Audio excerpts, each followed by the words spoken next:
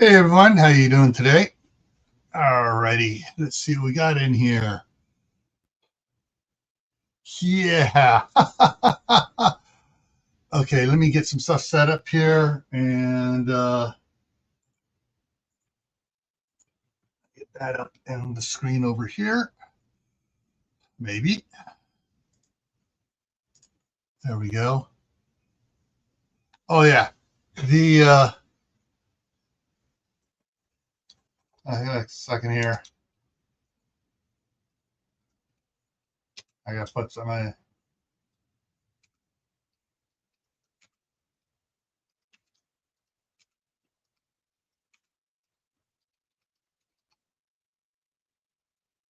yeah, because right now I got comments here going on from several people, yet YouTube is saying nobody's watching.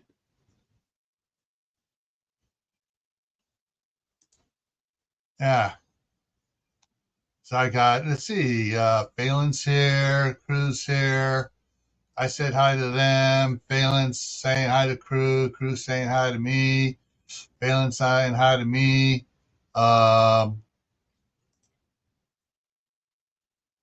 Crew's just making a note. And yeah, YouTube is full BS this morning because it's saying there's 0 people watching up here. And yet it is, yeah, it's full of people watching. I'm just going to refresh my side to see what happens there. And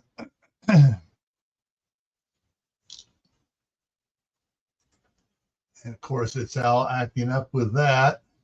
And it says, now it says just one watching over there because it picks itself up.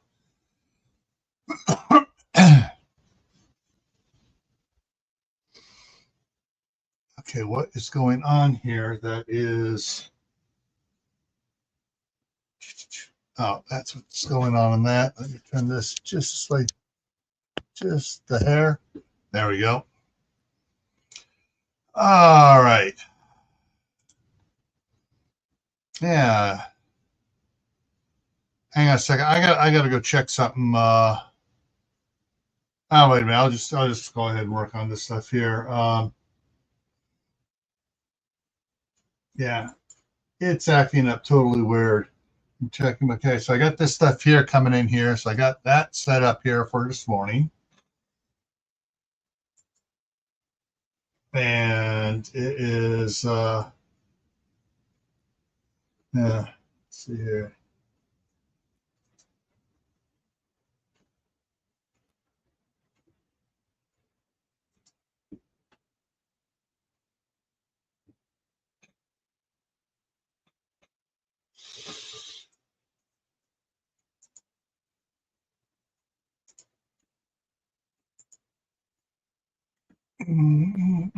Yeah, now it's back down saying that there's nobody watching it.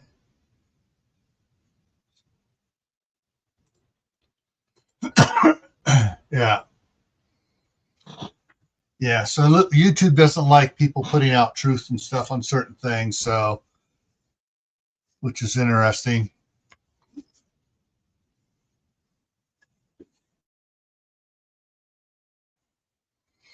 Yeah, so YouTube is really yeah.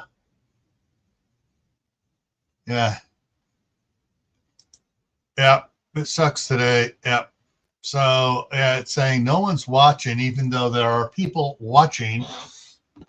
And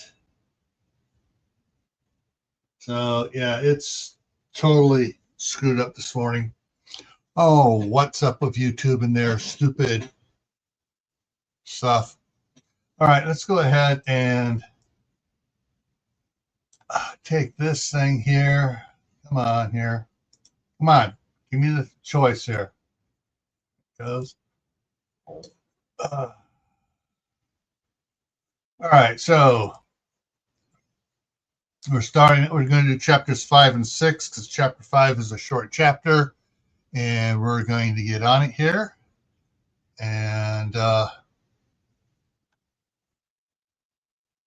hang on a second. Let me check something else here real quick here. Let me go back over here.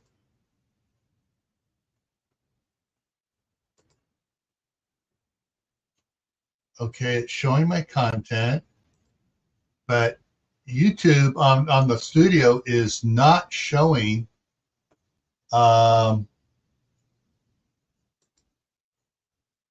any of the analytics on that side.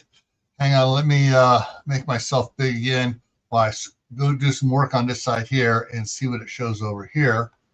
So it looks like YouTube's it's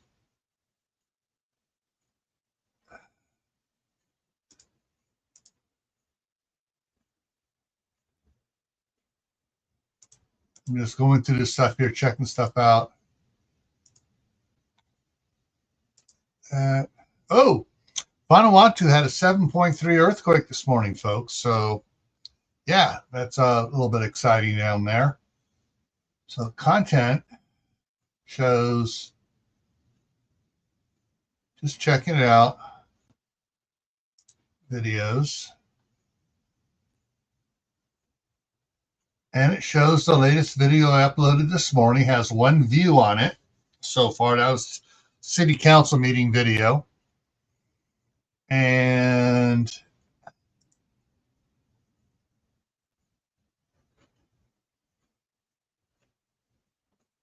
it shows this one is live, and it shows it's got 6 views on it already. All right. So yeah, so part of a YouTube isn't communicating with the other part, because right now on the content it says there are 6 views going on, 3 likes, 1 thumbs down. So thumb down person, you can go you. And yeah, probably someone from YouTube. Oh, they're saying bad things about us. Well, yeah, shoot, YouTube. Let's do that way, yeah. And let's see here. Let me hit the refresh here. And yeah, so analytics page and some of the other page, the earn pages aren't working on YouTube. So YouTube sucks this morning. Yeah. All right. So I'm going to go drop that back down and hit refresh on that and see what that says. Now I got seven views. So all right. So people are coming in looking, and yeah. All right. Let me go and drop that down, and we'll get on with the work here. And I need to put that back up there. And yeah. So yeah, we definitely need to have the lower banner up here. So you guys, when you come in, check in, say hi. All righty. So let's go ahead and do this. So Tuesday, chapter 5, Tuesday reveals October 6th. Mark finished unloading the pallets from Lisa's trailer with a Pettibone Reach telehandler construction forklift that John delivered to the lake the day before. It was one of several pieces of construction equipment that was going to be winterized at the lake. With the Pettibone, he was able to unload all the 16 pallets out of the back of the trailer in 10 minutes. Danny shuffled them to a container with the John Deere tractor with the fork attachment. By 5:30, he was on the road back to Tempe, looking at the clock on his dash. Mark figured he'd have time to shower and trim up his beard a little. University cafeteria for lunch with Jane. His heart was racing in his chest, and he was smiling to himself. He was not going to screw this up again. He would stomp his Uncle Doug into the ground if that was what it would take to get back into Jane's good graces. If that wasn't enough, he would have Phalen kick Doug off the ranch.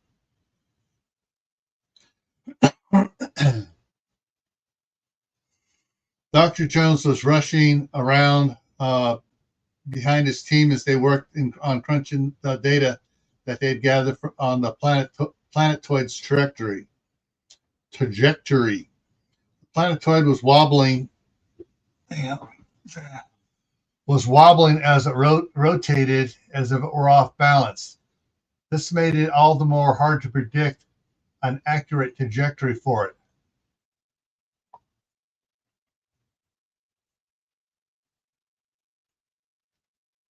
They had backtracked the planetoid using the data they already had and found it before it slipped behind Jupiter.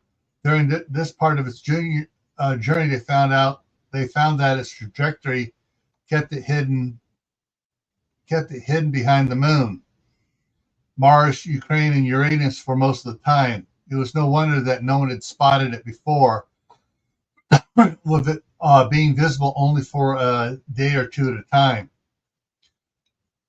The darn thing couldn't have picked a route harder to track than the one it was on. There was something about the planetoid that just did not make sense. They had been able to determine its size, its exterior makeup using various earthbound and orbital telescopes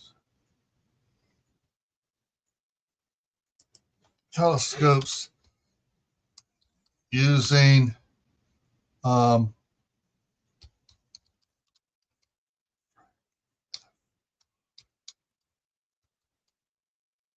light refraction.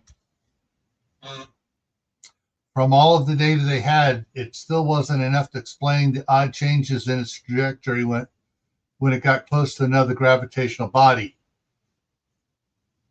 As such, he half expected it to make wild changes when it passed Mars. They could tell the planetoid was spinning because of its wobble, but had yet been able to clock the rotations because the wobbles were not following a pattern. If there was an off-centered heavy core, it might help to explain the odd behavior, but not all of it. Dr. Jones, Jason Omni hollered from the far side of the room. Come see what Charlie discovered. What do you have? Charlie signed for Jason to tell it. Okay, Jason said with a smile that was threatening to touch each ear. He combined the Spitzer's infrared imaging and the Galaxy's ultraviolet images into the Helix computer program, and look what it produced. He pointed and slapped Charlie on the back. That's what we got. It's not just wobbling, it's tumbling too. And you were right. It is oblong with an offset iron core, and the whole thing is covered with dirty ice. It's a wet knuckleball, Dr. Jones exclaimed. No wonder it's been hard to track. Shit. That means it's going to be wilder inside the gravitational pull of the inner planets. He stepped back and rubbed his hand over the top of his thinning hair. Then dropped it down to a loud clap with his other hand. Everybody listen up. Charlie's going to be uploading the latest data on the planetoid. It's a wet, lopsided knuckleball that's tumbling and spinning and doing who knows what else. It's oval with an offset iron core covered with ice so it looks round. We need to know how much it weighs and what its gravitational codex is. It very well may be coming. It may very well be coming for us. Let's go, people. We got 4 hours till we have to brief the administrator. Knowing most of the planetoid secrets only made him more nervous. It was a wild card that what the game was.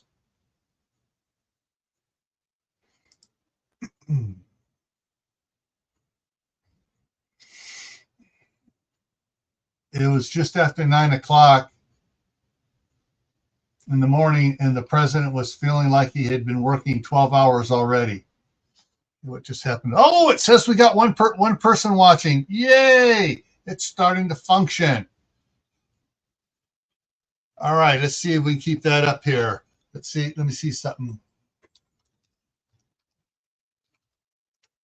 Put that in there and see if that changed it to 2. Nope, still says just 1.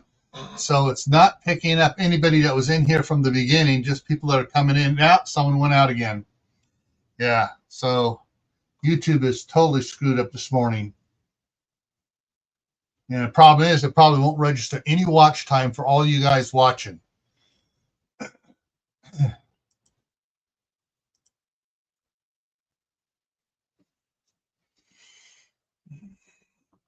Hang on, I just got a message from Uncle Al.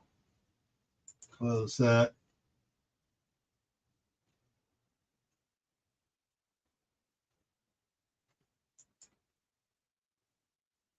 Yeah. It's 12 hours already. His head hurt all over his eyes, temples, back of the neck. He really wanted some ibuprofen right now, but he didn't want to appear weak and not in charge. In charge, right. With a planetoid heading to Earth, that was an oxymoron statement. It was all he could do to avoid panic for himself. His cabinet was well on the way there. The Secretary of Commerce was urging for securing all food shipments and stockpiling them at military bases. General Radcliffe, for once, was against using military bases for stockpiling supplies. He wanted to close down the national parks and use them to store trucks of supplies away from where anyone would see them. Secretary of Agriculture was pushing for supplies to be hidden in old mines around the country. The Secretary Venturi was advocating for supplies to be staged at National Guard armories. Excuse me.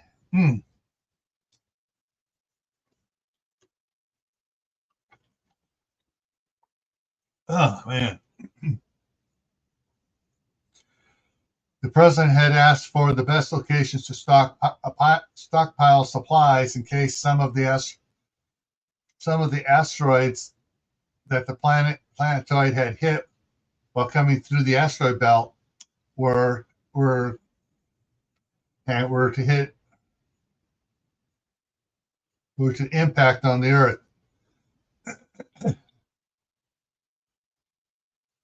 The cabinet members have been arguing for the past 20 minutes just on where to put the supplies. No one seemed to want them in an area under their control because of the fallout they thought was coming when the public found out about the hoarding of supplies. They all seemed to believe that there would be no need for the supplies, and that the planetoid would pass so far away from the Earth it'd have no physical influence on the Earth.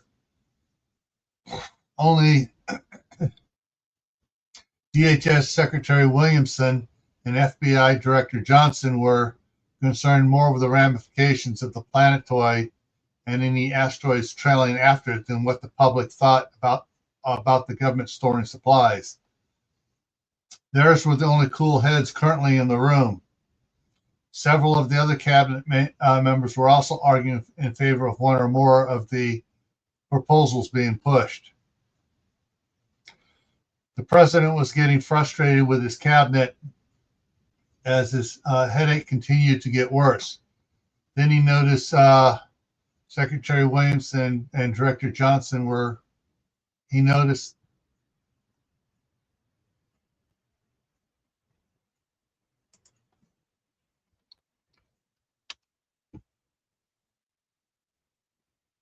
sitting in the back of the room, unusually quiet, and taking notes on all the ideas that the secretaries were pushing. They were whispering back and forth each time one of the secretaries made an interesting point. Finally, losing his composure and slamming his hands down hard on the black wall on the conference table, he shouted, "People, we are facing an extinction level event like one we have never faced before. Not even the Black Plague had the potential to match what this will bring down on us." Secretary of Commerce spoke, being the first to break the shocked silence. "You really don't believe that, do you?" Yes, I do. He stood up, and you should too. This can turn into the worst disaster the world has ever known during the existence of mankind. He paused for several seconds and walked to the window to look out. God, I wish this thing would open. I could really use some fresh air. No, he thought. THOU 2. Then he turned around quickly and continued. Do I believe it's going to hit the earth? Not really, but it could. Very easily things could change, and we may very well find ourselves looking at some sort of an impact situation. I believe that there will be asteroid impacts at the very least. Exactly, Secretary Williamson spoke up from the back of the room. We don't know what the trajectory of the planetoid is. We have a fair guess, but right now that's all it is. We should consider that there will be pieces of asteroids that will hit the Earth. What size? We don't know. When? We don't know. Heck, it could be next year when the Earth returns to this part of its orbit, or the year after that, or 5 or 10 years from now. But it will happen. Director Johnson stepped in as Secretary Williamson took a deep breath. I agree with Secretary. I need to fix that. Williamson.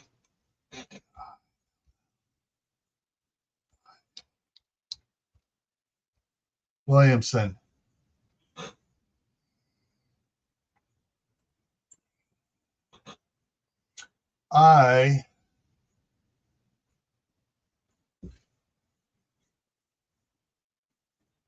need to check something here real quick. DA.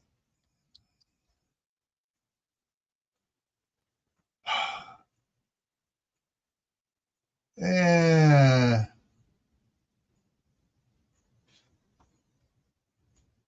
Eight. All right, see what we got here. All right.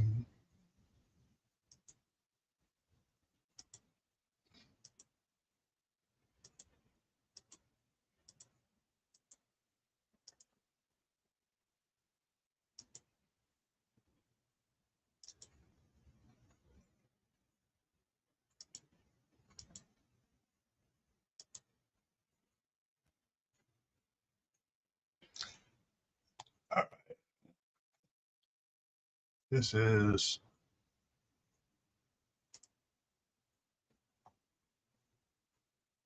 all right. Let's go back up here. Okay, I just had to make sure that that particular error was corrected through the rest of it.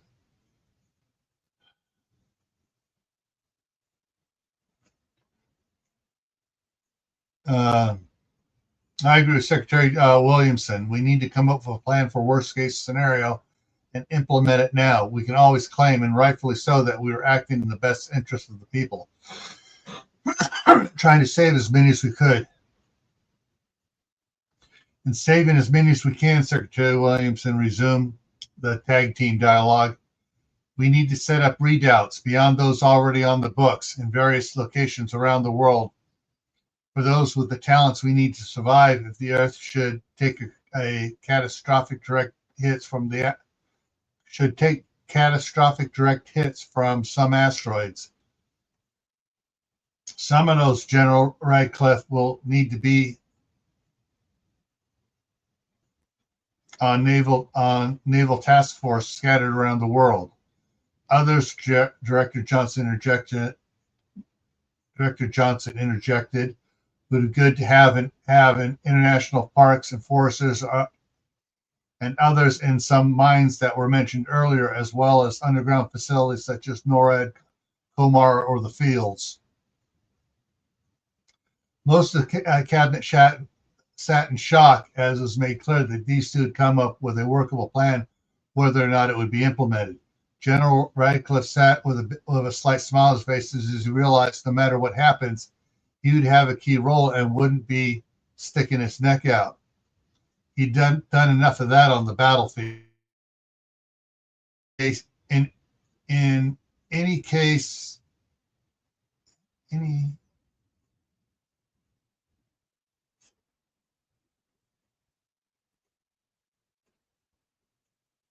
let me go and just in any scenario you can think of, there remains one fact. We will have to make plans and backup plans, Secretary Williams emphasized as he stepped up to the table and drove his pointed index finger down hard on its surface. Will you think it'll happen? Whether you think it'll happen does not or not, comma, does not matter. Let me emphasize this.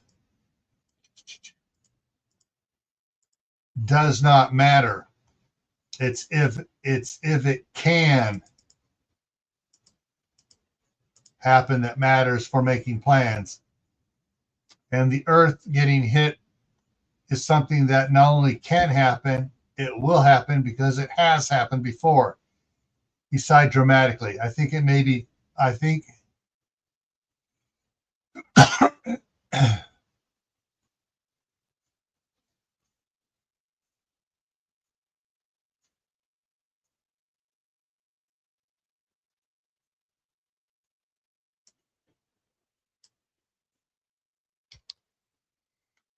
we may have to declare martial law if the riots get worse and spread to other states. Yeah, there we go. Got that. All righty.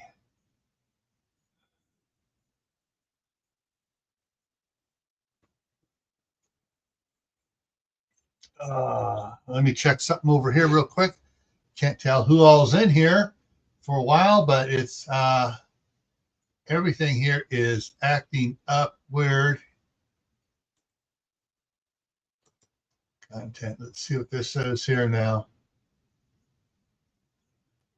Hit refresh on this. And that should pop up over here. Yeah, YouTube's really acting up bad this morning. And someone else just came in. At least we're getting occasional showing that people are popping in here. Yeah, it says 1 live viewers right now, but I know for a fact we got at least 4. All right. Mark walked into the cafeteria of the university more nervous than he could remember ever having been in his entire life. He looked around but couldn't find Jane. He walked around the food courts, the indoor and outdoor eating areas, and still nothing. Finally, he took out his phone and texted her, "I'm here." A few seconds later, she replied, "I know." He waited a few seconds and texted back, "What's wrong?" She replied, "Scared."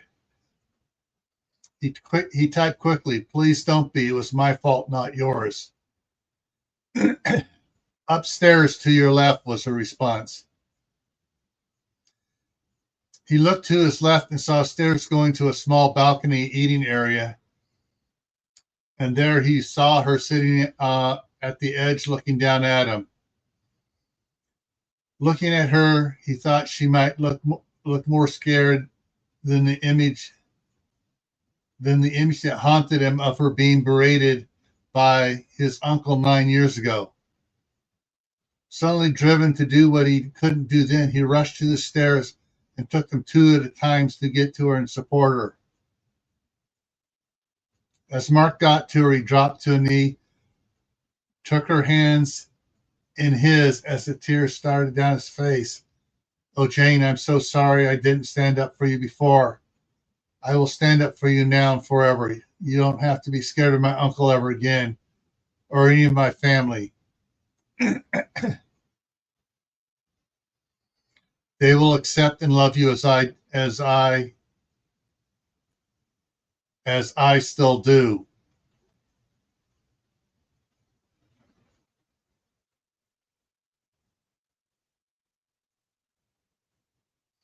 She pulled her hands free of his and placed them on his cheeks and bent down and rested her head against his. I wish it was so simple. I will do anything to get back in your good graces, Mark choked out.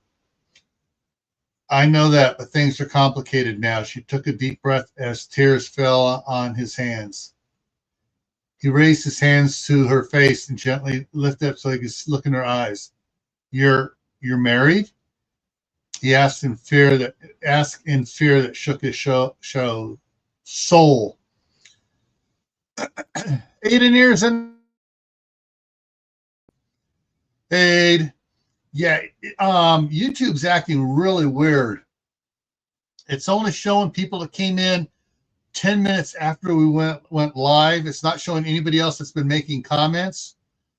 And only show, so like right now it's only showing you as my only viewer, but it is showing your comments, so that's cool at least. All right. She tilted her head slightly and shook it slowly side to side. No, I've never found anyone that could fill the space in my heart that belongs to you. Mark started to ask what, but she slipped her fingers over his lips.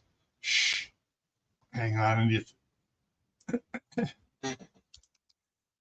She said softly and gently, please have a seat.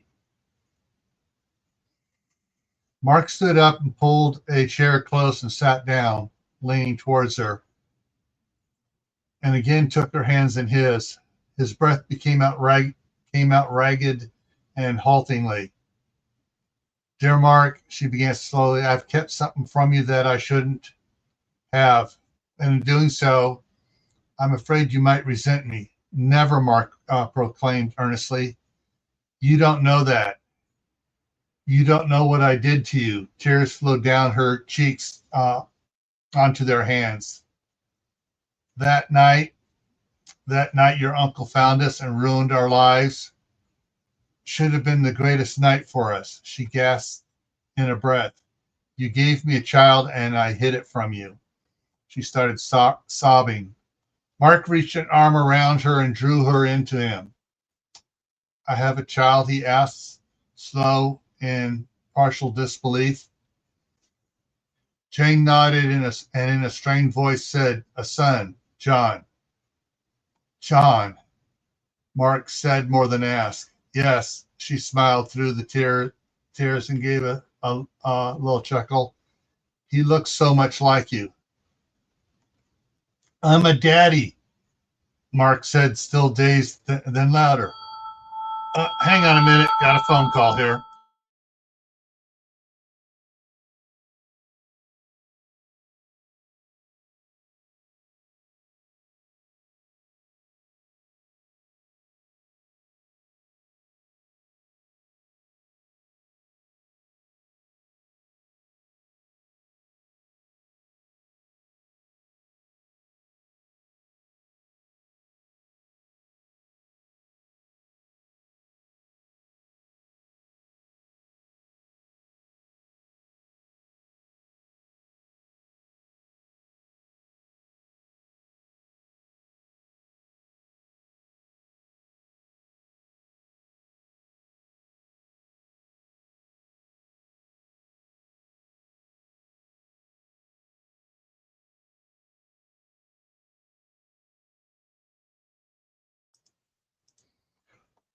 Okay, so I'm gonna have to end this here, and I'll come back and I'll start it back up again in about a half an hour or so, or whatever.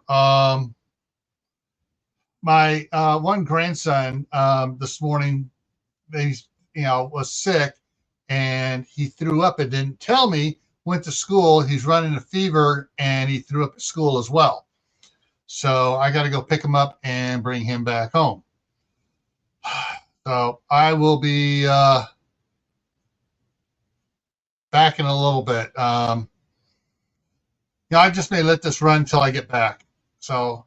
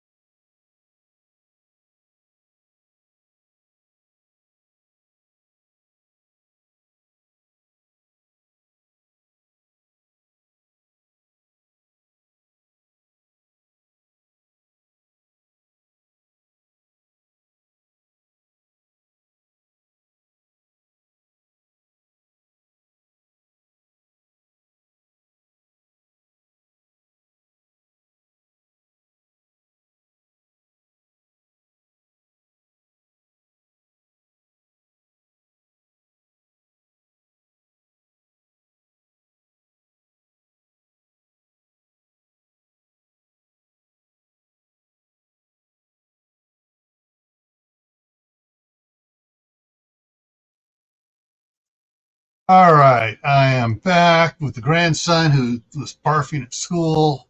So got that taken care of. So now we get back into this. Thank you for those of you who hung on and waited around here. And let me check over here. All right. All right. Let's see. Get some of my stuff straightened away here. Okay. All right. Where are we at? Okay. Yeah. There we go. All right. So she just told him that they had a son from before he didn't know about, and so here. All righty. So I'm a daddy. He threw both arms around Jane and hugged her tightly and started sobbing in joy. I'm a daddy. I didn't expect this reaction. She laughed through the tears. I thought you'd be mad that I hid your son from me. No, Mark said with deep feeling as he kissed her cheek. You did the right thing. If I had known, I would have gone to you, and Doug would have called the police on you, and it would have ruined your life forever. You think I did the right thing? Jane asked in surprise. Yes, you did. You raised our son. Mark stood up and pushed his Stetson back on his head and turned around and our son. Wow, this is incredible. We can be a family. He stopped suddenly, sat back down. Can we be a family? He asked, now scared of what the answer might be. Jane smiled and shook her head. Yes, I think we can. It'll take a lot of work. I have a feeling we both did. You. I do. I love you so much. I realize that now. Now, now she, hang on, I can fix this. Now, come on, there we go. Now, she asked a little puzzled. Because of my fear of what my uncle could do to you, I buried my feelings away. I tried not to think of you because it hurt so much. But when I saw you, it all came back. I forgot how much I loved you. If you're willing to teach me, I'll do anything to make it work. You teach you? I have no idea how to be a parent. I'm afraid I might spoil John. Jane laughed. My parents already do. Do they know about me? Mark asked, suddenly realizing there could be more complications. A word expression dropped over Jane's face. I only told Annabelle after I talked to Phalen. She promised not to tell them and to let me tell them. Would you tell them about who John's father was? Jane looked down at the floor. I refused to tell them anything. They assumed that I was date rape. Oh, that makes it complicated. Yeah, I'll have to call and talk to them today. Do you want to call or would it be better in person? I should see them, but is there time? Here's a suggestion. You call the university and take emergency family leave. We go pack your home up and move you to the lake today. Then tomorrow we go see your parents and invite them to come to the lake. Jane sighed. First, the university is closing the campus Friday and going to online course curriculum until the asteroid passes. So we're good there. Second, we'll start packing today, but I need to introduce you to your son this afternoon so I can get used to the idea of having a father. What have you told him about his father? Only that we loved each other very much, but to protect us, you left. And when he is 16, I would tell him the rest, and not to talk to my parents about it because they don't know, and I don't want them to know. So move up tomorrow, maybe Thursday. Okay, I'm a little scared.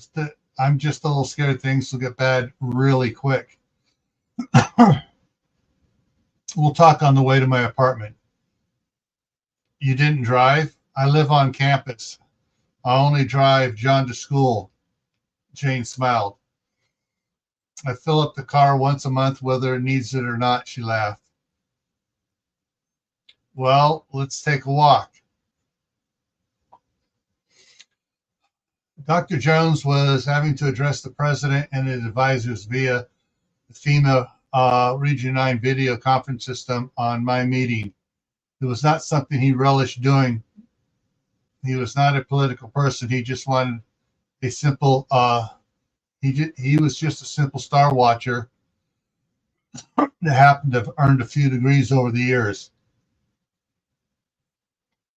He was glad that everyone looked so small on the display, or he would have been even more nervous than he was. Hang on, I got some.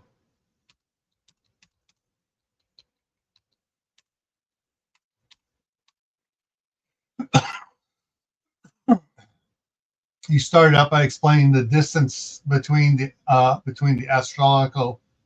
astrological bodies involved. Mr. President, ladies, gentlemen, please let me start with some information that some of you may know, but most likely won't remember from school or previous reports.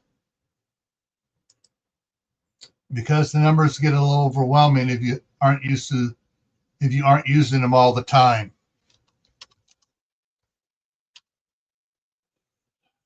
So let's begin with the groundwork so you'll get a better handle on the possibilities at the end. He cleared his throat and brought up a PowerPoint display showing the solar system of the planets, with the planets' orbits and their distances from each other. As you see on this slide, the distance from the sun to the Earth is 93 million miles, or 1 AU. That's astronomical unit. And the distance from Earth to Mars is 35 million miles, or 0.37 astronomical units. The distance from the Earth to the asteroid belt is 111.6 million miles, or 1.2 AUs. And from Mars to the asteroid belt is 76.6 million miles, or 0.82 AU. Now, number 2, we've added the planetoid where we were able to backtrack it to. Hang on. We've added the planetoid where we were able to backtrack it to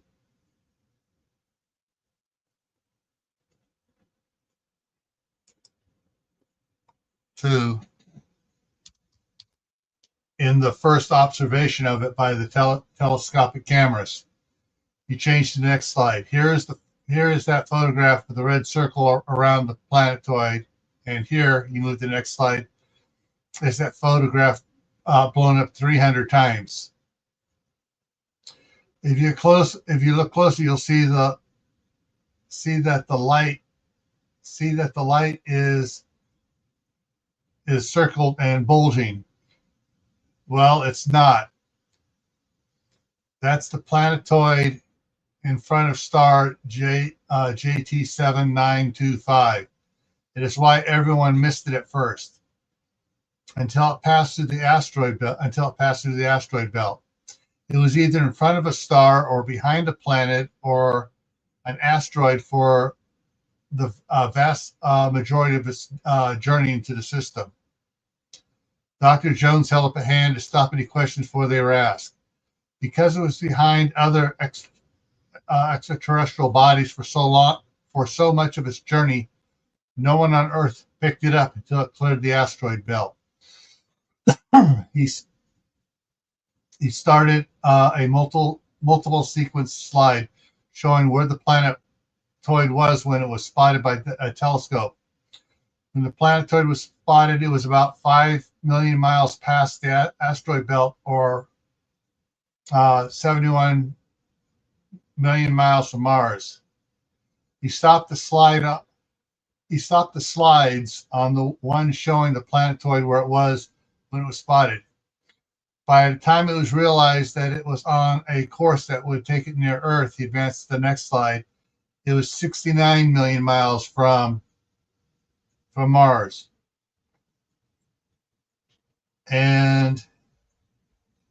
And at that point, it was about 26 days away from Earth. Yes, Oliver, you're hungry? What do you want? Cereal. What? Cereal. I don't have any milk, so you got to have dry cereal. There's that bowl there that Danny was picking at. You can eat that. Okay? Alrighty, grandsons. It was about 26 days away from Earth. Although we don't know don't know what exact path it'll take, we did believe that it would not make contact with the Earth, as you can see by these different possible trajectories here on this slide. He brought up a slide that had different trajectories on it in the different colors, COLOR, different colors. Again, Dr. Jones held up his hand to stop the questions before they could be asked. Even now, we only have a couple days before it drops behind Mars, and we are desperately trying to narrow down the possibilities as fast as we can. And yelling at us to work harder isn't going to get the numbers any faster, just more wrong. He was pissed at a couple of the president's cabinet members who'd been calling for more accurate prediction models nearly every hour on the hour. Another problem is that we know the planetoid is dragging objects behind it. We just don't know what or how many it is dragging behind it. Part of the whole problem is we are still trying to nail down its gravitational pull. This is part of the reason why. It is oblong with an offset iron core, and the whole thing is covered with dirty ice, so it looks round and even. It looks round and even, but it's not. It's not just wobbling, it's tumbling too. So in other words, it's like a wet knuckleball that's coming in, and it's going to act more erratically once in the gravitational field of Mars. And even more so when it nears the moon and the Earth. Dr. Jones ended getting somber and quiet. Then in a booming voice, he continued, the moon is 1/4 the size, and because of the moon's gravitation is much less than Earth's gravity, about 83% or 5/6 less. Now, weight is the measurement of gravitational pull between two objects based on their mass and density. The planetoid is 2/3 the size of the moon, but it appears to have a heavier density than most objects its size, therefore a greater gravitational pull than it should. This is, I believe, is due to it having a very large iron core or other heavy metal. He put up a chart with the Earth, the Moon, Mars, and a planetoid on it. The Earth's radius is 3,959 miles and has a gravity of 9.807 meters per second squared. Now, Mars has a radius of 2,106 miles with a gravity of 3.711 meters per second squared. The moon's radius is 1,079 miles with a gravity of 1.622 meters per second squared. The planetoid's radius is more difficult to identify with it being oblong under the ice. On average, the radius appears to be 1,439 miles with a gravity of 2.5 to 2.9 meters per second. To my team, this gravity to size ratio is way too high. Some of us believe that the iron core holds a significant amount of other heavy metals. With this amount of gravity, we can be assured that the planetoid's gravity has captured a number of asteroids and is pulling them in its wake. We also believe that when it passes Mars, the planetoid's trajectory will be affected, and maybe Mars' orbit will change a little too. We just don't know. Mr. President, I don't know what you can do to help the people of Earth, but if your people have any ideas, you need to get busy on them now, Dr. Jones said with urgency, then softly added, it may be too late already. All right. All right, interesting. Let me check something here because now we got a solid 3 numbers up there, whereas before we had none, even though we had 3 commenting. And when Aiden came in, it went up to 1, and then it went down. And now my thing set over here says 3 watching on the YouTube side. So YouTube looks like they may have corrected their major screw up this morning. Hang on, I'm doing a reset over here on my other screen here, other computer here, to see if YouTube is correcting itself here. Okay, I'm not getting a big error message, so maybe YouTube has corrected its grand poofah. Flashed for a second, data flashed for a second, and it's trying to reload, so I'll let that go for a second. Mark stood staring at the display of pictures of his son, John. He looked just like the pictures Mark's mom has of him when he was little. Jane came back in the room with a big cup of tea. I should have checked into the statute of limitation years ago. Then I could have contacted you last year. Don't go there. Hang on.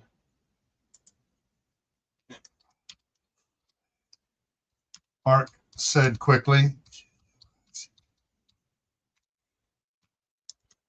That's water under the bridge. It's gone. You can't regret what you didn't know. What about you? If you'd known about the statute of limitations, we can't blame ourselves about that. We can't live in that darkness. We have to make the future bright for John and us, Mark said, pointing to one of the pictures. He rode a horse. It showed John on a pony in a petting zoo. Pony, Jane said. To a boy his age, that's a big horse. Mark smiled broadly. But you have horses at the lake, right? When we're not looking. Your sister, right? Baby sister, yeah, she's 16 now. So where are we going to live at the lake? That kind of depends. Mark turned to face her. My bedroom would be a little crowded for us. Your bedroom? Yeah, my parents and grandparents stay in the big ranch house with Danny, Betsy, and I each having our own rooms. Mike and his wife have a bedroom, and Doug and his wife, Sandy, have a room, as does their son, Donnie. That leaves 2 other rooms. No, I'm not. I'm sorry, but there's no way I'm staying under the same roof as Doug. I don't want you to, Mark sighed. We can get an RV or travel trailer and put it up on one of the open RV pads, or we could stay with Phalen until we can build our own home in the spring. Jane sat down and sipped on her tea. An RV or trailer would allow us to be by Annabelle and Sam, and your parents if they come with a trailer, Mark said as he laughed. Or the fourth bunkhouse. We could throw up some divider walls for bedrooms, add a kitchen and bathroom this week. For us or my whole family, Jane looked at Mark suspiciously. Whatever you want, just us or us and your parents or everyone. But that would be getting crowded. Well, my parents have a travel trailer, and I think for now a trailer would be better. 3 bedrooms, 3 kitchens, more privacy for everyone when we need it. Yes, that would be better.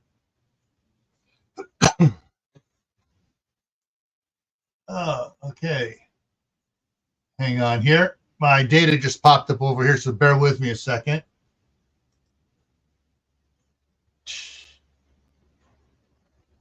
Yeah. Boy, is oh, and it just got the Ubudu sign. But yeah, YouTube is stealing hours again. Yesterday's live stream, we had several people in it, like 4 people in it for the entire time, and it was an hour and a half. So that should have been hour and a half times 4 is 4.5 hours. So as people came in for partial time, it should have been about 5 hours. And YouTube says I have less than an hour for yesterday. And I know I got a bunch of comments of people watching old live streams, catching up, where they watch the entire thing because there's comments at the beginning and at the end, time wise, a couple hours apart. So yeah, YouTube is screwing, and it goes, and it's losing the watch time again. I mean, it's losing stuff again. So yeah, it's really screwing up bad.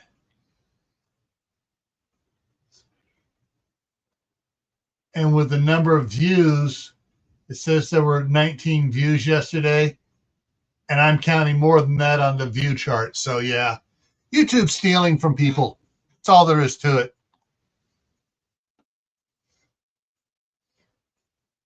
All right, so let's get back to this.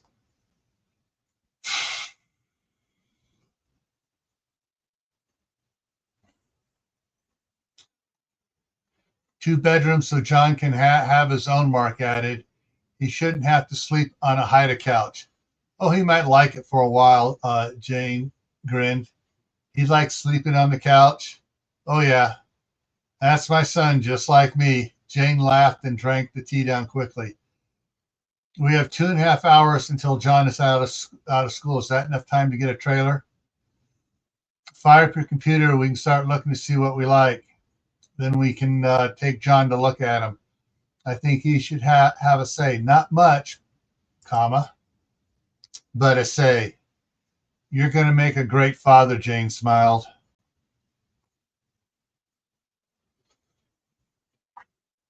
All right, so chapter 6. Now, I was planning on doing 5 and 6 here today, so give me a second while I check something out here. This is Blood Moon Falling. Open that up. And chapter 6 is 10 pages. Okay, we should be able to get that done here about in less than an hour.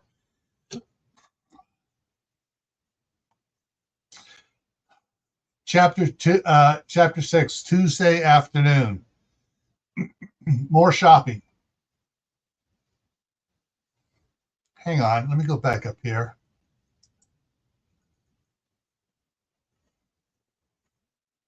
Reveals.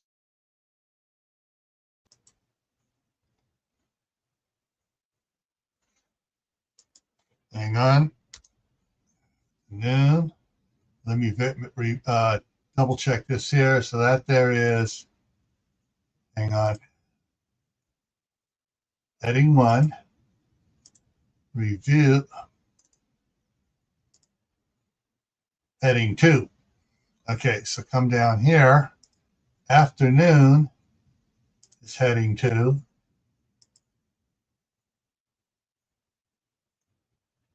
Shopping is heading 3. Okay. There we go. Now it looks correct. All righty. Jenny was at one of the fabric stores picking up bolts of material for the cabin and for others at the lake. She grabbed all the blue denim material the store had and several bolts of green and brown denim material to her shopping cart too. She had loaded a couple hundred spools of thread in various colors, including several dozen of claret invisible thread. Then, besides the regular spools of thread, she got several cases of serger thread cone spools. She snagged a couple bolts of plaid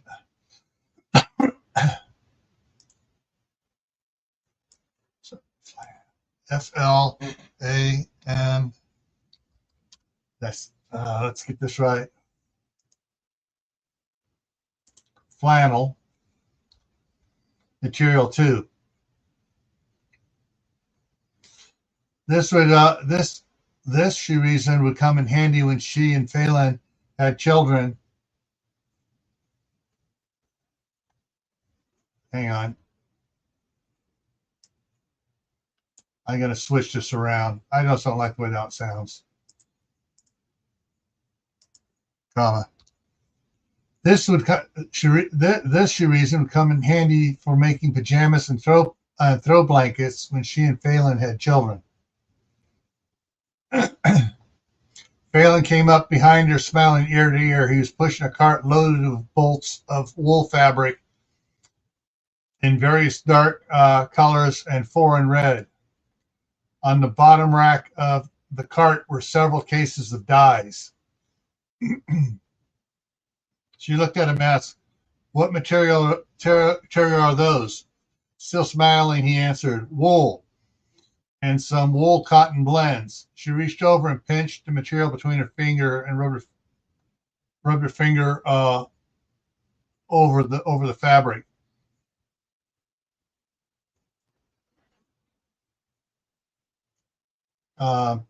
I thought it would be scratchier. Some of them are, but those are the heavier thickness bolts and should be used for coats and jackets. The red is really soft. She rubbed her hand over a bolt of the red wool. Ooh, that is soft. Then a light came on in her head. For long johns? I wasn't thinking of that. I was thinking for sheets and comforters. Not a bad idea. We run out of firewood for some reason. I can't. If we run out of firewood for some reason I can't use the furnace or wood stove, we will still be able to stay warm.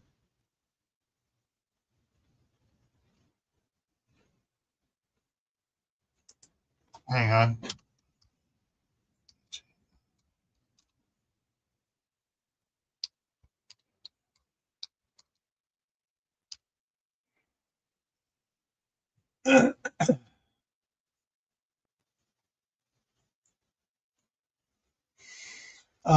Stay warm.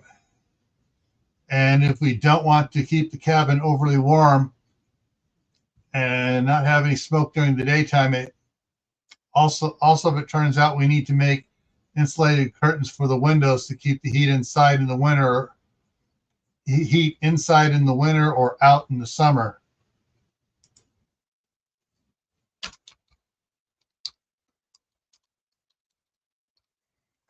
Suddenly, Jenny got a concerned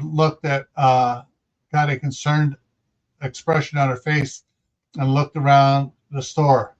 I would have thought that more people would have seen through the government's message about the planetoid, she whispered to Phalen.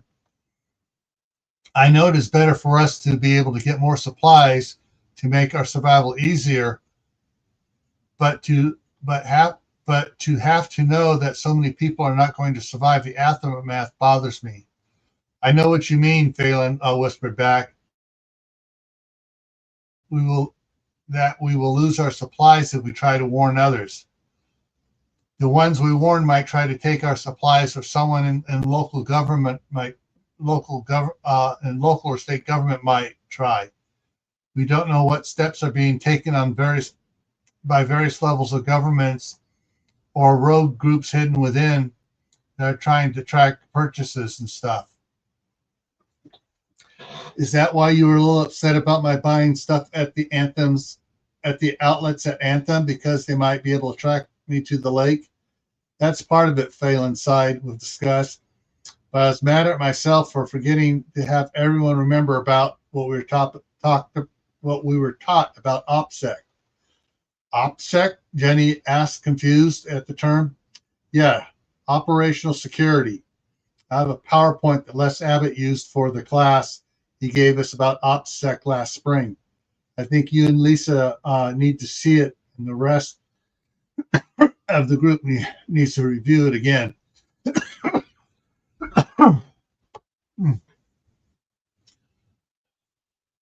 Jenny stopped at the end cap of the aisle they were walking down and looked over at the items hanging there. There were some parts for surgery sewing machines.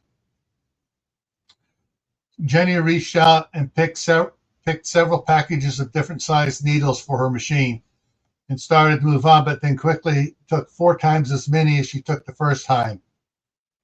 A sewing machine is no good without needles, and who knows how long before we'll be able to get replacements. That's the tough question for everything, Phalen said. It's hard to know what we will be able to salvage in a few years from now. What will be back in production, what will not be available for a decade or more. I know what you mean. Should I get another serger and a regular sewing machine, or wait for everything to collapse and hope we can find a couple in homes or stores that haven't burned down? Jenny turned and looked deeply at Phalen.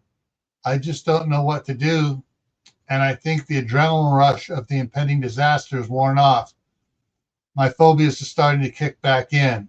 She took a deep breath and shuddered. We need to get out of here and get back home.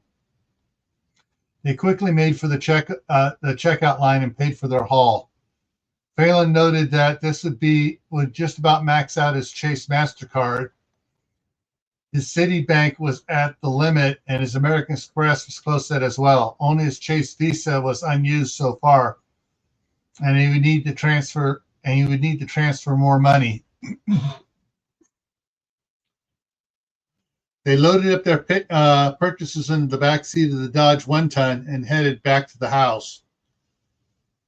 On the way, they called some of the other group members and checked with them on what they were buying and the stress level what the stress level appeared to be where they were at.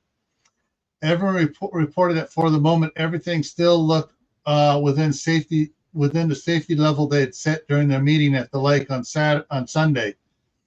But things were getting tense in some of the stores. As they drove, they talked about the low numbers being reported in the news of people panicking and causing problems. Sure, that first night there was a huge increase in business burglaries, but after that, there wasn't much being said. Jenny asked Phalen if he thought the government was clamping down on news agencies with threats of pulling their FCC licenses.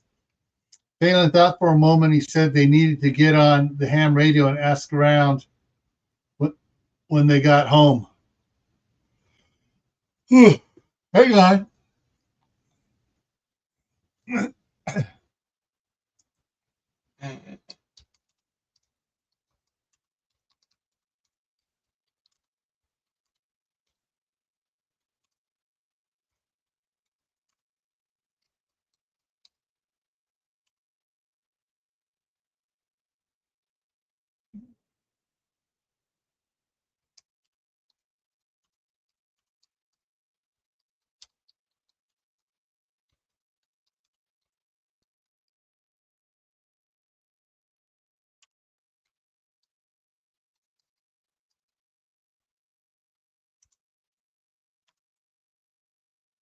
Okay, I added in there. Ask around on the ham radio and ask around what was going on in other areas as far as crime and riots were concerned when they got home. Okay, now you change that.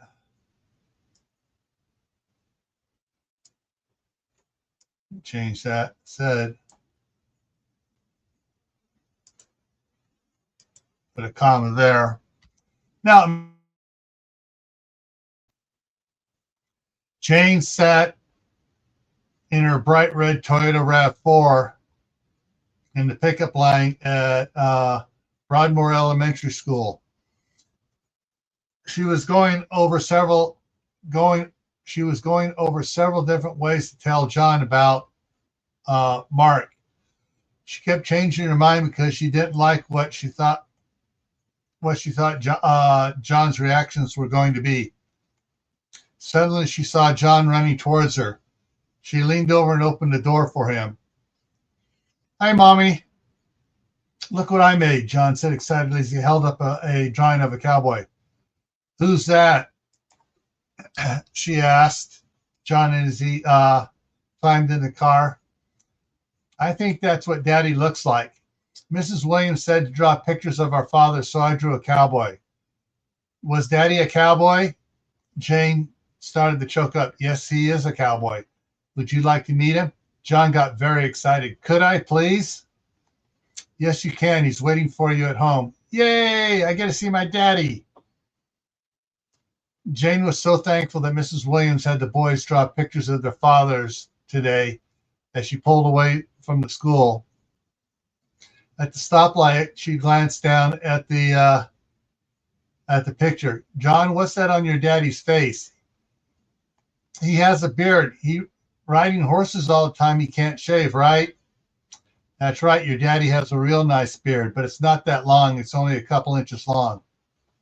How long is that? John looked up at her with a quizzical expression. She held her hand with thumb and index finger apart. About this long. Will he let me touch it? I'm sure he will. He may even try to tickle your tummy with it. That sounds like fun, John giggled. This is going to work out, Jane said to herself. Did Daddy bring his horse? John suddenly asked. No, it's still up at the ranch. Can I go to the ranch? Yes, you can. In fact, we're thinking about us moving to the ranch to be with Daddy. Hooray! We're moving. John squealed. We're moving to the ranch. Jane smiled. That went a lot easier than I thought. Hang on, let me do this here. I need to change that to a singular and then highlight this. Okay. And let me see.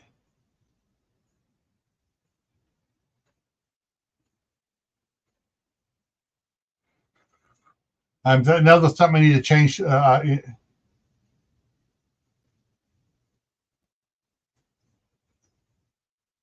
Okay, she there no quotes there for thinking. Okay. Okay. Phalen and Jenny sat together on the couch, snuggling, waiting for the 8 o'clock NASA update on the planetoid's trajectory. They hoped that NASA would be able to say that Mars' gravity was changing it as asteroids was. Sorry. They hoped that NASA would say, I'm tired, would be able to say that that Mars's gravity was changing the course of the planetoid away from Earth. But then again, they kind of hope it didn't. All right, let's hang on a second here. I need to go get something. I'll be right back.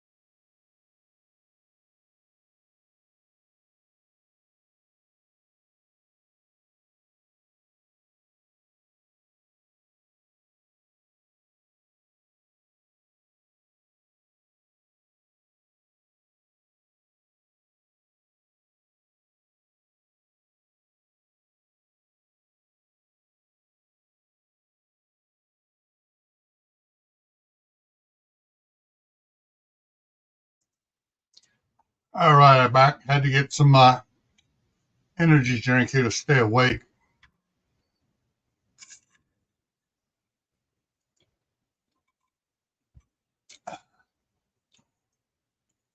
Now let me test something out here.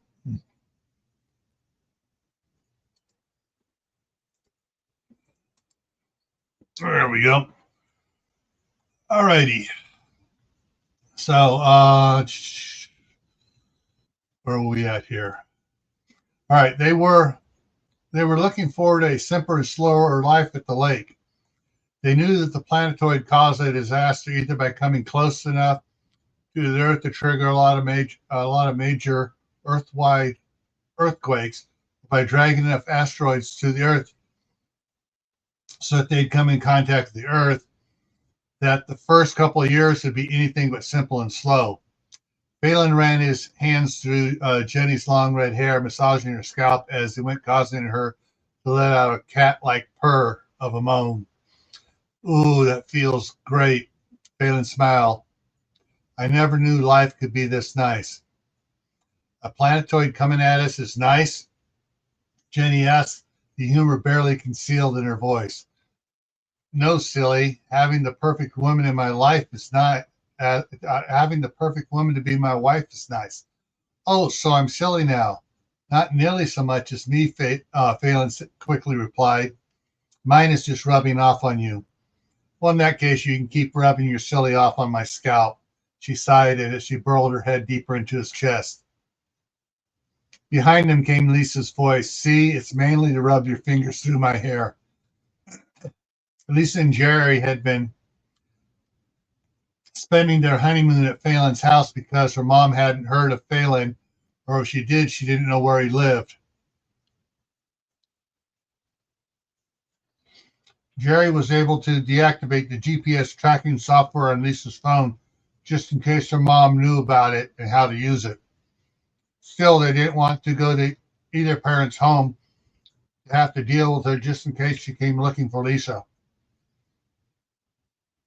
Jenny giggled. Foot rubs are manly too, and if it's done right, it's so good. Phelan craned his neck to see Lisa and Jerry walking in from the hallway. And don't you forget it either. Remember, happy wife, happy life. At least that's what the happily married men I know say. Jerry sat down in the recliner first and guided Lisa onto his lap and wrapped his arms around her. So, Jerry began cautiously, how fast do you think things will go south once the government announces that the Earth is in danger from the planetoid or there are asteroids behind it? Phalen thought for a couple seconds to organize his reply when there was a knock on the front door and it opened up.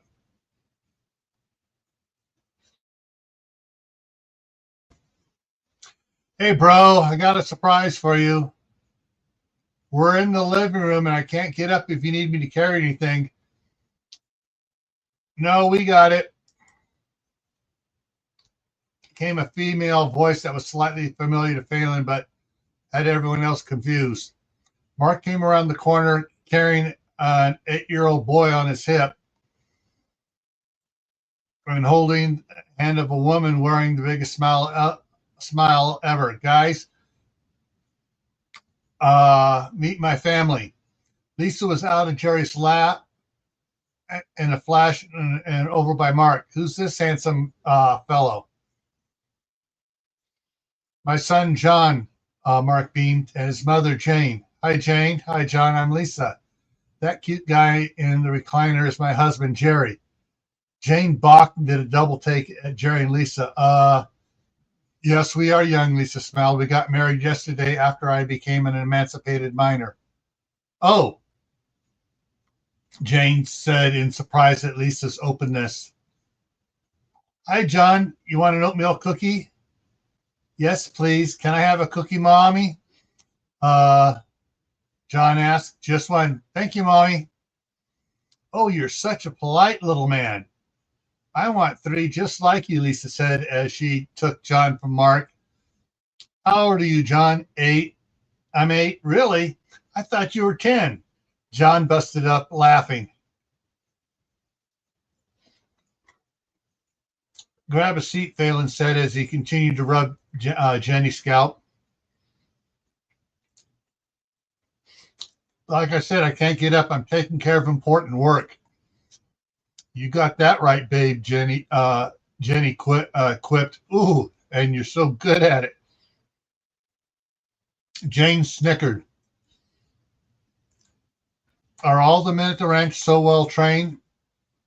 As she followed Mark over to the other couch. We're working on it, Jenny said, and turned her head to kiss Phalen. I take it everything worked out, Phalen said. Mark looked at Jane before answering, and she bust out laughter. My word. Your eyes said yes there. Is there something about the ranch and men saying yes there? There is something about the ranch and men saying yes there, isn't there? Yes, dear, Mark, Phalen, and Jerry all said. Dang, this is heavy power. Yes, it is, Lisa said from the kitchen. I'm glad you're letting me come to the ranch. The lake. We only refer to it as the lake once you're on board, Lisa said softly as she walked back into the room with John. If it's all right, I'm going to put a movie on for John in the dining room. What movie? Moana? Okay, that one's that one's okay. Give me a minute.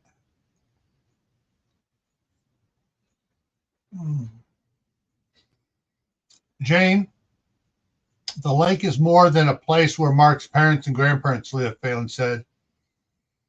It's my inheritance. It's my redoubt for those I care about and their family. We have let others in that were recruited or have expressed similar beliefs and concerns. Captain Harlow does background checks on everyone who joins before I approve them. There are a couple exceptions and waivers I issue for very special cases. Very few cases, only 3 so far. First was J.P. Hara, then Jenny, who is my wife, Lisa, who is my work buddy's daughter and the wife of another member. If Captain Harrell hadn't completed your background already, I would give you a waiver just to see Mark smile that way.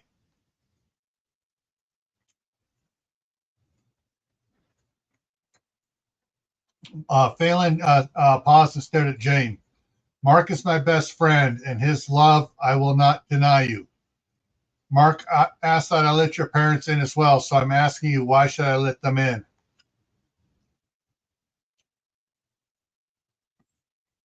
You want me to justify their being allowed to join their daughters and grandson? Just go with it, Lisa said as she walked in and sat in Jerry's lap. What skills do they bring? Special knowledge. What would make? I told everyone we needed a pharmacist and a chemist. Mark ran into your sister at a pharmacy, thank goodness. And we got you and your sister, your parents. What skills? Your parents have what skills? Jane looked at Lisa, and Lisa leaned forward, eyes open wide in her encouragement. Okay, my dad was a diesel engine mechanic and a machinist. Lisa interrupted. Boss, do we have a machinist? No, Phalen said, realizing he'd been hijacked. Does he have his tools and stuff? Lisa asked quickly. Yeah, they were too expensive to give away, Jane said, beginning to get the idea. Does he have a lathe and a milling machine and a welder and a drill press and an air compressor and... Okay, they're in, Phalen said, trying to take back control. Does he know how to work on guns? Does he have any? Lisa kept asking questions. I said he's in, Lisa growled. Lisa, Phalen growled.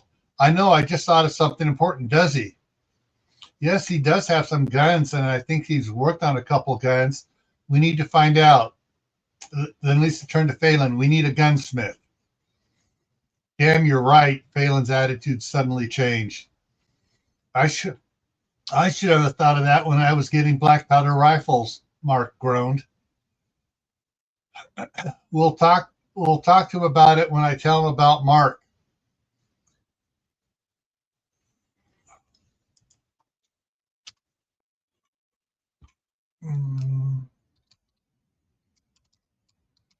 Jane said.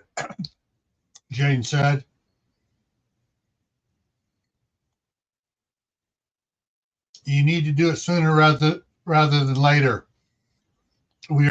Jenny said, we're expecting things to make a sudden left turn and go south. The longer you wait, the greater risk of not getting to the lake alive. You or your son, Jerry said. Jane's head came up at that like a meerkat, and she spun around to look at John. Then she pulled out her phone and started dialing and held her phone to her ear. Hello, Mom? I'm fine. Is Dad home? Can you put it on speaker? I have something very important to tell both of you. In a way, it does have something to do with the planetoid. Mom, Dad, you need to listen to me. Damn it, I wasn't raped. Will you shut up and listen? I know John's father. All right, now just don't say another word and just listen. Remember. And listen, remember, hang on, that shouldn't be capitalized. Remember Annabelle's and Sam's friend, the one with the beard from high school who used to come over all the time? Well, everyone thought he had been held back a couple of years because of the beard he had. The truth was he actually skipped a year and was younger than Annabelle and Sam. No one knew. He just went along with the rumor. Anyways, I thought he was 19 too. And he and I started dating. And he's John's father. His uncle caught us one time and threatened me with calling the cops because Mark was only 16 and I could have gone to jail. So to protect me, Mark stopped coming around and we never saw each other again until today. He never knew about John. He has been very understanding of why I didn't tell him about John. We want to get back together and we want to come talk to you about the planetoid tomorrow afternoon sometime, can we? Good. I'll call you tomorrow when I have a better handle on the time. John is so excited to be with his dad. Mark is going to make a great dad. Yes, Mom, I love you both. We'll see you tomorrow. Bye. God, she makes it hard to tell her things sometimes, Jane fumed. But they seem to understand and are not holding it against you. I suggest we not tell them any more about Doug than we have to. I agree, that could be disastrous, Mark said as he stepped up to her and kissed her. Not to be pushy or sticking my nose in where it doesn't belong, Lisa started. Then don't, Mark said. Can I just put some information out there? Lisa grimaced like she was trying not to get shot. What? Mark said, starting to get a little annoyed. When Jerry and I got married yesterday, Marcy, the judge, told and Phalen that if they're planning on getting married, they need to do it right away. They needed to do it right then, as they might not be able to get a marriage license after Wednesday.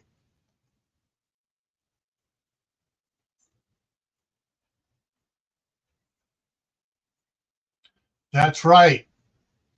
Marcy said that she was giving her staff the next 3 weeks off starting Wednesday, Jenny confirmed. Jane looked up at Mark, and Mark said, I defer to what you want. Really, Jane asked in surprise. Whatever you want. I want you to be honest and tell me what you want. Don't fudge it. What do you want? Mark looked at her and dropped a knee. I want what I've always wanted. Jane Addams, will you marry me? Mark Chisholm, I will marry you. Mark stood up quickly and kissed Jane deeply. After a minute, Lisa coughed. Kissing kissing for over a minute straight is only allowed by those who have gotten married. Jane busted out laughing when she caught her breath and said, is she always so brash? Yes, she is, and that's why we're married. Jerry smiled. She got me to pull my head. Well, she got me to reevaluate my life and be the man I should have been all along. Okay, I take it there's a story behind that. Jane said. Yes, there is, and I'll tell you about it. I'll tell you it tomorrow. Good idea, Jenny. Jenny said, Jerry, what were you asking before, Phalen, before Mark and Jane got here?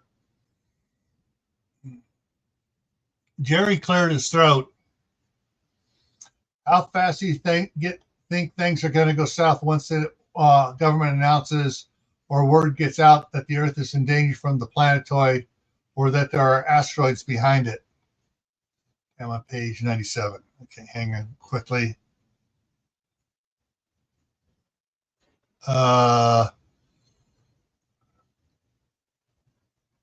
Okay, just checking something.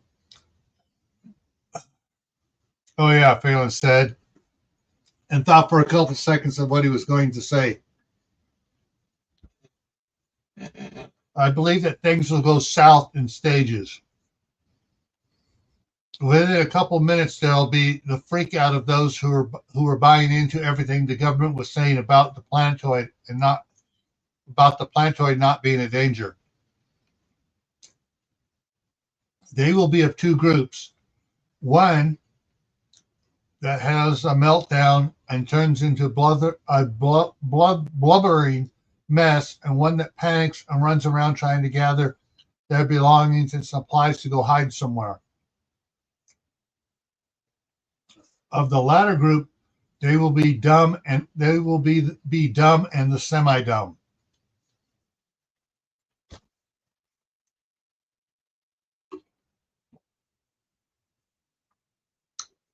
Sorry, drinking water. The dumb will be those that gather useless items, not much food and water, and in about 4 to 6 weeks they'll be starving. He took a breath and sighed. The semi-dumb will load up on perishables like refrigerated foods, semi-perishables like frozen meals, without a way to keep their appliances running once the grid starts collapsing. That could happen within a few days to a week. They will also grab canned food and some dry goods,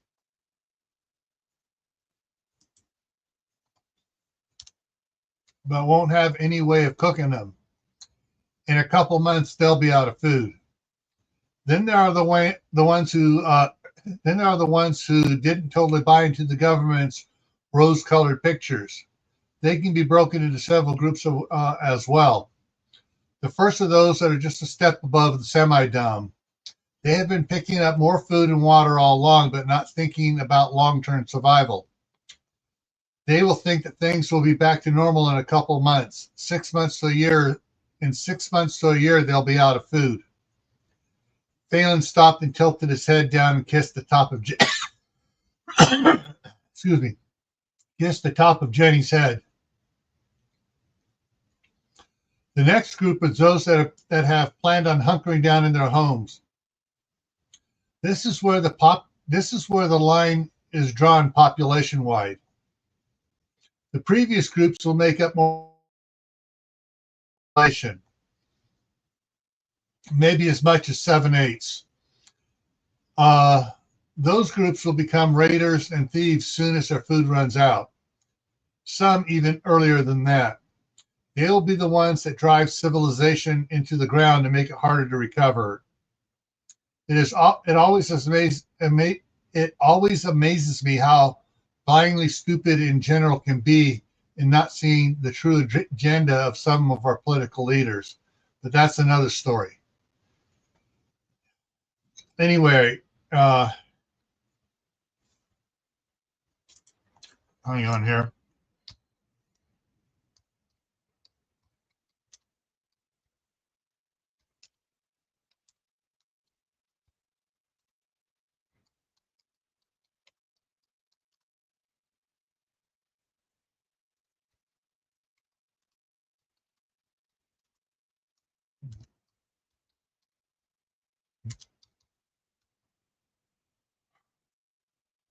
Uh, Phalen took a deep breath and let it out quickly.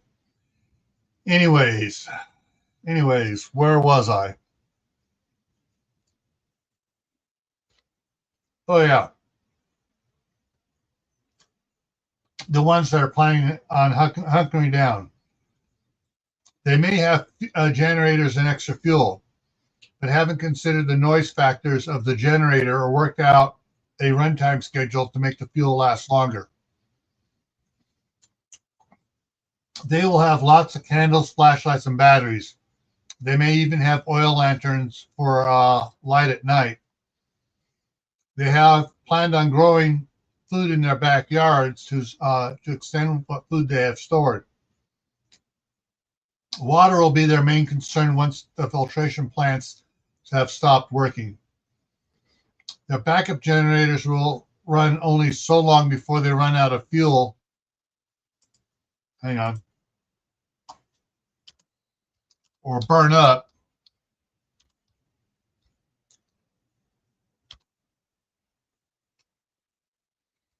From lack of oil changes.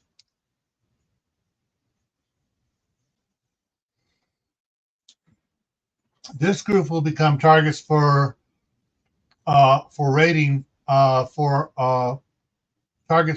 for the previous groups, which will be most of their neighbors. They may or may not have a gun or two in their home. If they do, they may last a little longer. In any case, I give them maybe 1 or 2 years before they start raiding others for food. The winter will make for a big factor in that. What about the rest? Jane asked, not sure what the answer was going to be. The next group up the food chain is those that have planned a little better. There'll be even less of them than the previous group.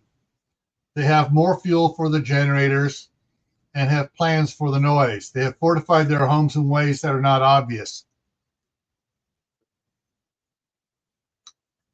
They may have solar panels on the back sides of their roofs or in their backyards so they are not seen from the street.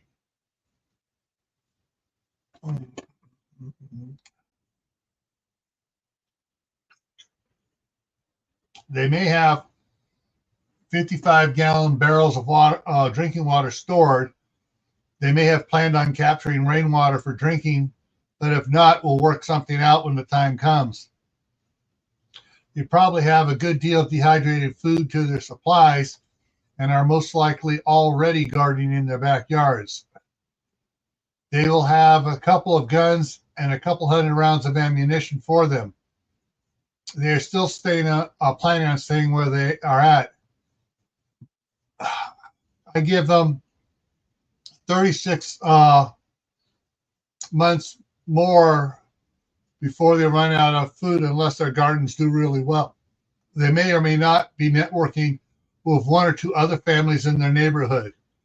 If they are networking, they could go for a year or more longer before they run out of supplies that they need if they survive the raiders. The next group is the quarter percenters. These are the ones that are bugging out Some of them have places to go that are well stocked, others not so much. Some are part of a well organized group, others members gathering at a vacation home of one of the other family members. There will be only a few that are on par with us, and very few that are better than us. He looked at Lisa. I wish we had you in on this last year. We'd be so much better off than we are now. Your insight has been a blessing to all of us. I don't know what we would have thought of. I don't know that we would have thought of all the items you did so soon.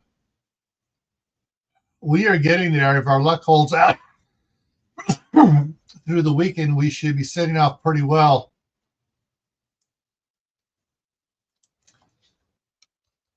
Lisa smiled. Thanks to Mick and his spending some of his inheritance. What do you mean, those trucks and containers? Jenny asked as she sat up straight and combed her hair back with her fingers. No, Lisa replied with an impish grin.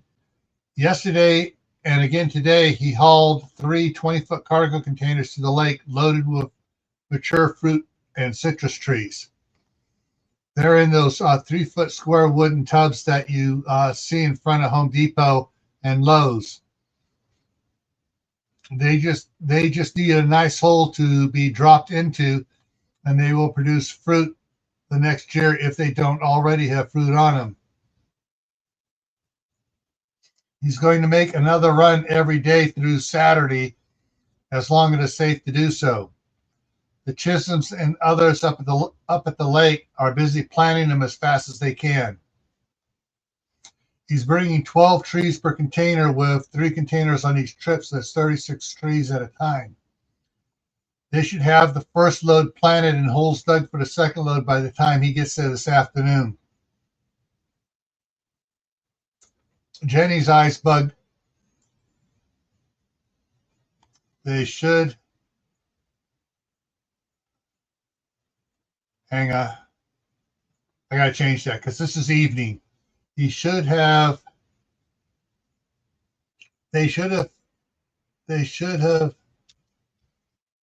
had the first load planted and the holes dug for the second load by the time he got there this afternoon. Jenny's eyes bug out. Wow, that's going to be a lot of fresh fruit. We're going to have to can some of it for the winter and more each year as the trees get bigger. More than you think, Lisa nodded. On Thursday's load, one of the containers is going to have fruit trees in 5-gallon buckets. He says there'll be 125 trees in the one container. Grandpa Chisholm is laying out another area for younger trees and is going to dig holes with the postal attachment for the tractor. Phalen laughed. It's a good thing the Browns are bringing 3 more freeze dryers up Thursday. We'll have a lot of fruit to store. And citrus too. Friday he's bringing 120 citrus trees, and Sunday will be nut trees, Lisa said. Let's hope things stay quiet until Saturday night when most of the group will have made it to the lake, Jerry said.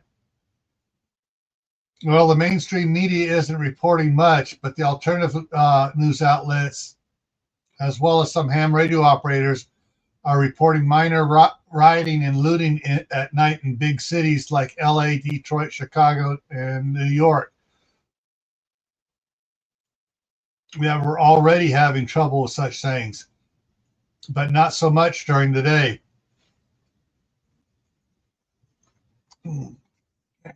More water.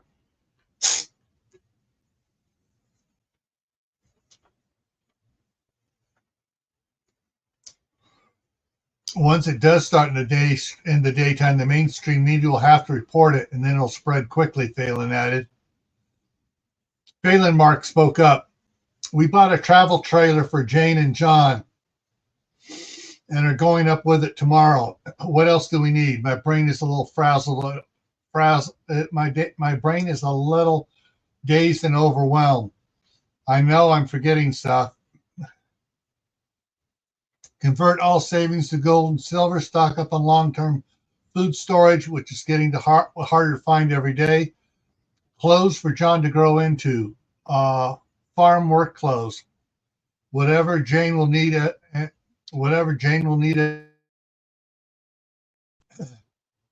Lisa jumped in. Mark has the group's email address. Send me a list of supplies and chemicals you want us to get, and I will get the members to start picking up what we can. Okay, Jane said, and looked over at John in the living room. How long before we run into trouble at the lake? It's pretty remote, but we're not taking any chances. We have some really good safeguards in place. John will be okay. Jane sighed and rested her head against Mark. All right, there we go. We're now to chapter 7. And making sure. Yep, tomorrow we'll start chapter 7 tomorrow. And I need to change the name for this one as well.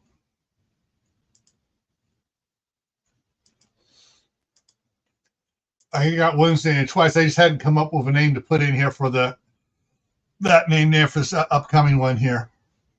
All right. So let me go back down here. All right. So tonight is Monday. All right. Tonight on my other channel, Camp Patton Family Compound, the topic for the Monday Night Fireside Chat is going to be honey and food preservation.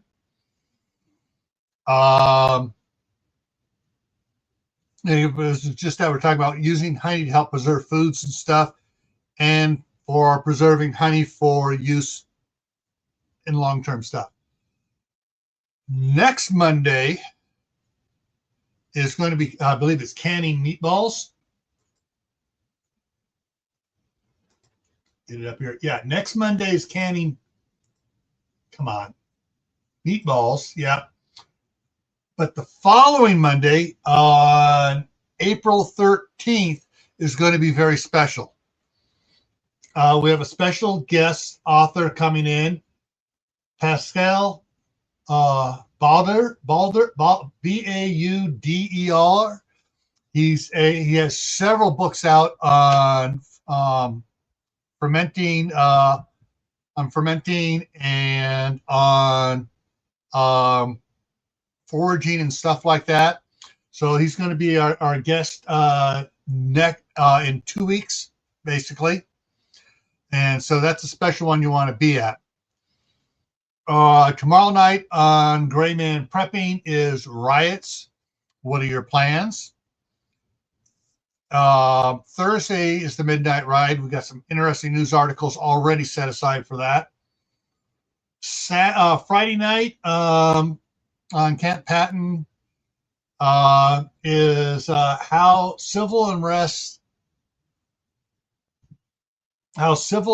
in the cities affects rural areas. Saturday is after all the gold is confiscated, what are your plans? All right, so that's what's coming up here. And with that, we're going to wrap this up, and I will see you hopefully tonight on Camp Patton Family Compound.